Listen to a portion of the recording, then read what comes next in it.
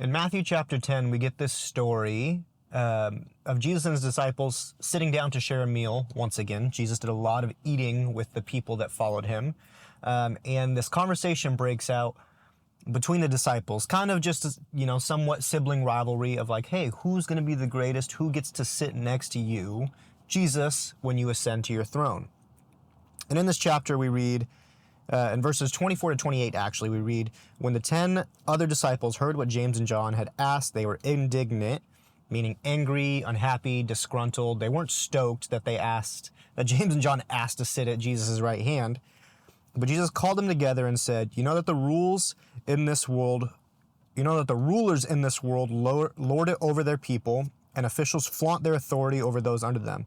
But among you it will be different. Whoever wants to be a leader amongst you must be your servant, and whoever wants to be first among you must become your slave. For the Son of Man came not to be served, but to serve others, and to give his life as a ransom for many. Last week, or if you watched the video previous to this about seeking and saving the lost, I kind of talked a little bit about what Jesus' overall mission was while he was here on earth. Jesus came at a time when Israel was under Roman oppression. It was very not fair, evil, very corrupt oppression on the Israelis, as the Roman government was. They were not generally nice people. And so the Israelites were expecting this man, this Messiah figure, to come back and free them from the oppression they were experiencing, expecting the Messiah to almost kind of like a general, a soldier, a captain, take over and free them from the harshness that they are facing from all these different kinds of people.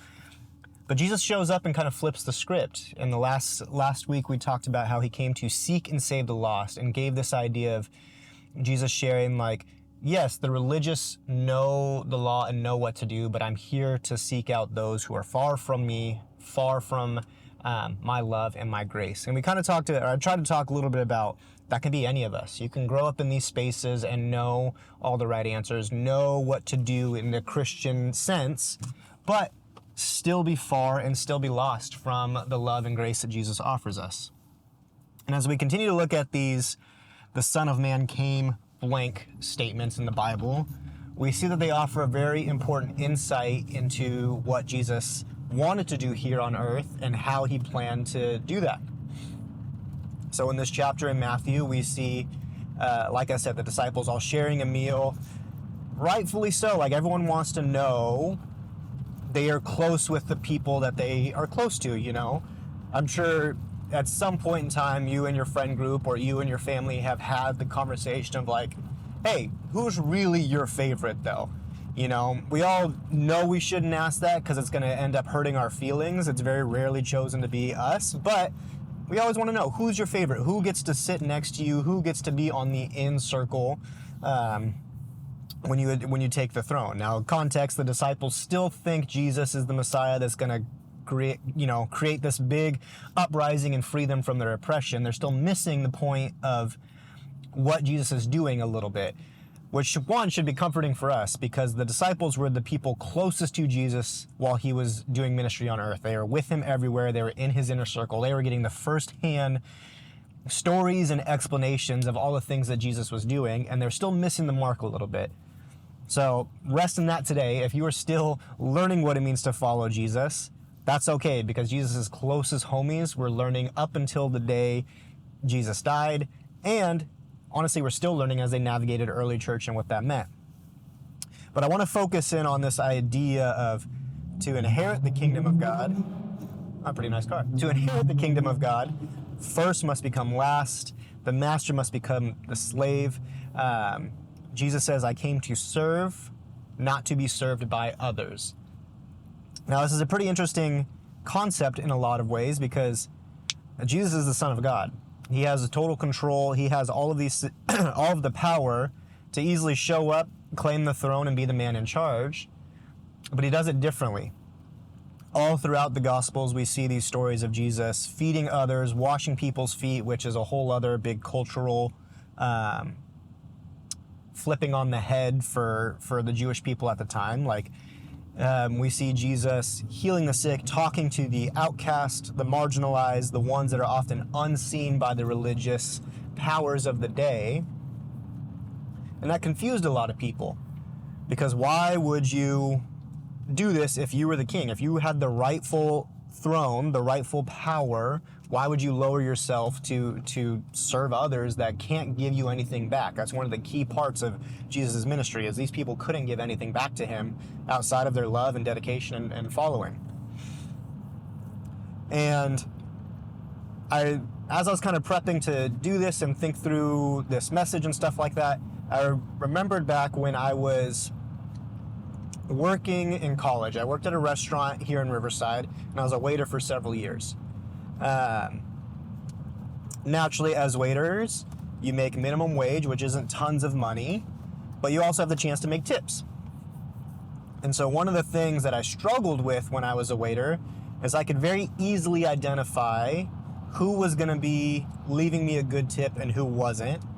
And now, because I'm a sinner and, was constantly working out how to do this well, on my bad days, I would very easily fall into this pattern of giving really good service to the people I thought would tip well, and giving not so great service to the people that I thought would tip badly.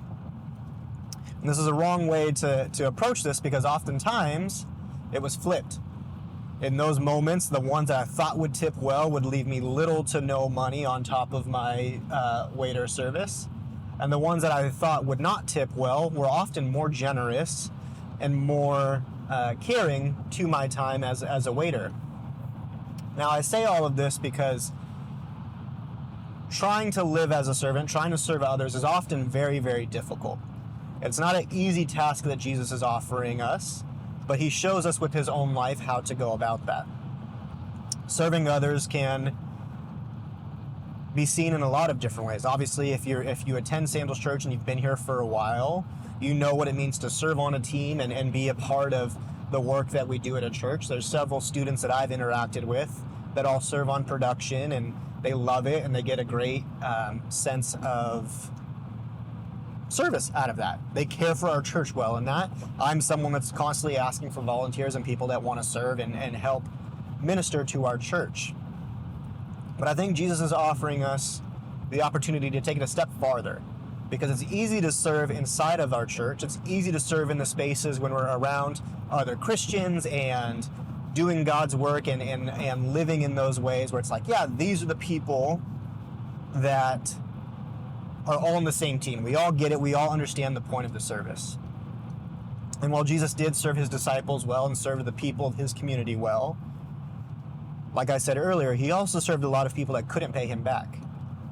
Now, Jesus didn't approach these people the way I did when I saw customers that I thought weren't going to tip well. He didn't give them less service because they couldn't give anything in return. He offered them grace and freedom from the sin they were experiencing, freedom from the pain that they were experiencing, and oftentimes his response was to follow him. He didn't want anything in return outside of following the life of Jesus and offering that same love and service to other people. So as SCY students, as young disciples and disciple makers, we have to kind of wrestle with that question of what does it mean for me to serve those around me? If you're a current student now, service might be hard. It might be hard to get to a Wednesday night or a Sunday morning and be able to serve on a team because you don't have the full freedom of being able to drive. You're kind of on your parents' schedule, all of those things. So in what ways can you start serving your family today? In what ways can we start serving our classmates or our teachers or our peers? It's no surprise to me, some of the classes that you guys are in, teachers get a pretty hard time from a lot of students. What would it look like for you as the believer in your class to serve your teacher well by honoring and respecting the rules they have for the class, for being on top of the work that they give and things like that? What would it look like for you to be honoring to serve your parents well, where instead of giving the attitude or giving pushback on the chores that you have or the things that they're asking you to serve them well and just do it without any complaining?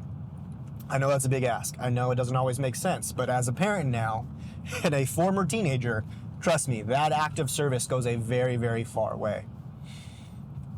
So as we talk about what it means to follow Jesus, reading our Bible, the steps of, faith and doing things like that, reading, praying, being in community, all those things are very important, but we also have to take the time to recognize one of the most important things that the Son of Man, Jesus Christ, came to do was to serve, not to be served. So as we read through these things and take in those words, we have to have those moments of reflection of like, okay, what does it mean for McKay to serve, not be served? What does it mean for me to go home after a long day of work and serve my wife Viv and my son Zion well? Sometimes that means actual acts of service, doing the dishes, cooking dinner, helping prep Zion for his bedtime routine, all of those things. Sometimes those acts of services are just being present with them in the moment when I would rather check out and play chess or doom scroll or do all of those things. It's hard to, let me take that back. It's easy to nail down specific things of like, yes, this is an act of service. How do we take that as a step farther as a youth ministry, as followers of Jesus, and allow our entire lives to be an act of service? Now, Jesus even said in the translation I read, the master has to become the slave, all of those kinds of things. Some of that wording can be pretty harsh. This does not mean you belittle yourself in any way, shape, or form. You don't do, shame is me, everyone's better than me. That's not what Jesus is getting at. But he's offering us into a life of humility, a life of care, a life of grace, and I guess for lack of a better term, a life of service to those around us. Not seeing us as the most important people in our lives, but offering that same love and grace that Jesus offered to those all around us. So if you're watching this and you're still struggling to figure out how to serve, leave something in the comments. I would love to chat with you through that. If you have a thought about service or how this has impacted you, same thing, drop that in the comments. I would love to talk with you guys through what it means to serve and love others well. My name is McKay. Sandals Church Youth exists for students like you to find out what it means to be real with yourself, God, and others. I'm your online youth lead. I love you guys. I'm praying for you. I'll see you next time.